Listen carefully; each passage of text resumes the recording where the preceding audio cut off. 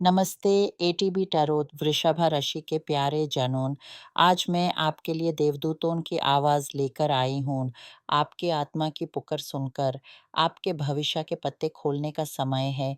आपके आसपास स्वर्ण का प्रकाश फैला हुआ है। सोने के सिक्के चमक रहे हैं, परंतु कुछ तलवारें भी हैं जो आपके रास्ते में न आती हैं। आपकी सफलता में अवरोध बन जाती हैं। लेकिन डरो मत, क्योंकि मैं आपकी आत्मिक यात्रा देखती हूँ जो आपको उसी ऊंचाइयों की तरफ ले जा रही है जिसका आपने कभी सपना देखा था। आपकी अंतरात्मा की आवाज़ इतनी प्रभावशाली है कि वह आपको पहले ही बता देती है जब कोई दिव्य योजना आपके जीवन में प्रवेश करने वाली होती है। आप इस समय किसी की प्रतीक्षा में हैं, कोई संदेश, कोई पत्र, कोई फ़ोन, कोई आहत। आपको अंदर से एहसास है कि कुछ अनमोल आपकी ज़िंदगी में आने वाला है, भले ही आप यूज़ पूरे तरह से पहचान न पा रहे हों। ये एक ऐसा उपहार है जिसके लिए आपने बहुत समय से प्रार्थना की थी और अब उसका समय आ गया है। ये कोई व्यापार, कोई निवेश, किसी घर या व्हीकल की खरीद फरोख्त हो सकती है। कुछ लोगों के लिए ये एक यात्रा का आगाज़ भी हो सकता है। वह संदेश जो आपका इंतज़ार कर रहा है, वह आपके लिए सुख, शांति और समृद्धि लेकर आएगा। आपकी अंतर्क्रांति बिल्कुल सही है।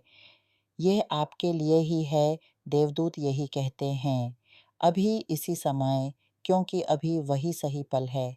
बहुत समय से आप इसकी राह देखते रहे, प्रश्न करते रहे कि परमेश्वर, क्या मैं इस योग्य नहीं? पर याद रखिए, हर एक बच्चा अपने पिता की दृष्टि में अनमोल होता है, बस सही समय का इंतज़ार करना पड़ता है। आप कुछ ऐसा करने जा रहे हैं जो डिजिटल दुनिया से जुड़ा हुआ है।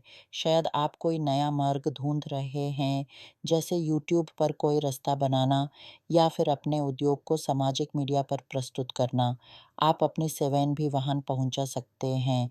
मैं आपको देखती हूँ, आपका लैपटॉप, आपका फ़ोन, आपकी बातें, लोगों से जुड़ना, कुछ नया पेश करना। आप चलना शुरू कर चुके हैं एक दिशा की ओर।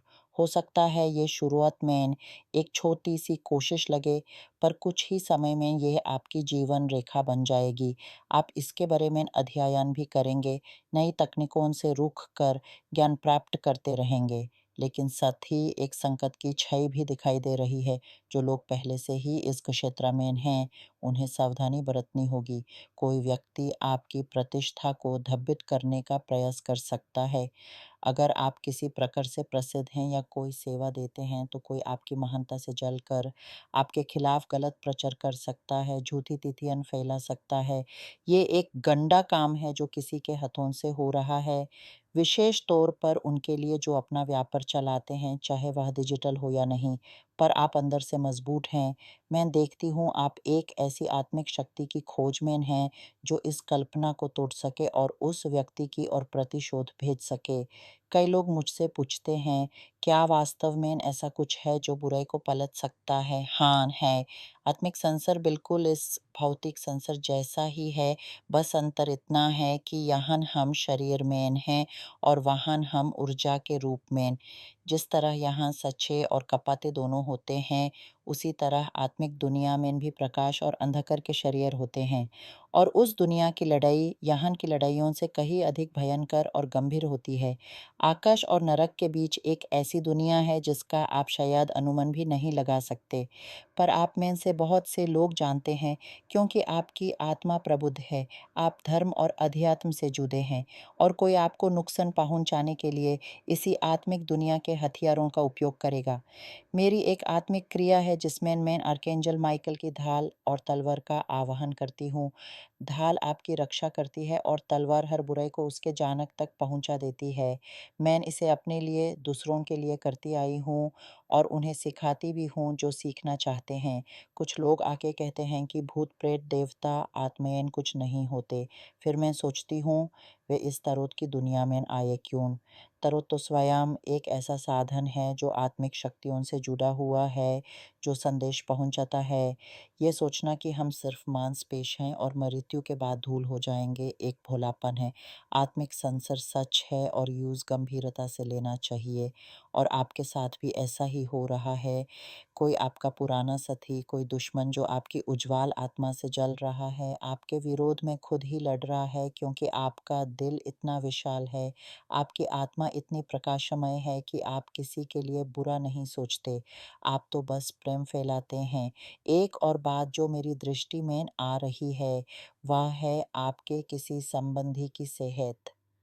कोई खतरा नहीं पर एक गंभीर समस्या की ओर इशारा है।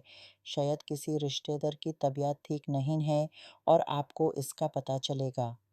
कुछ लोगों को अपने बच्चों की मानसिक स्थिति पर भी ध्यान देना होगा।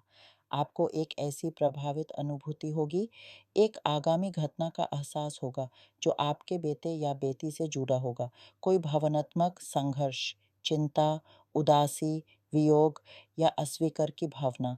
आपको पहले ही इसकी झलकी मिल जाएगी क्योंकि आप में ऐसी दिव्या दृष्टि है और फिर बाद में कोई समाचार आप तक पहुंचेगा और आप उसे सहारा देने के लिए तैयार होंगे।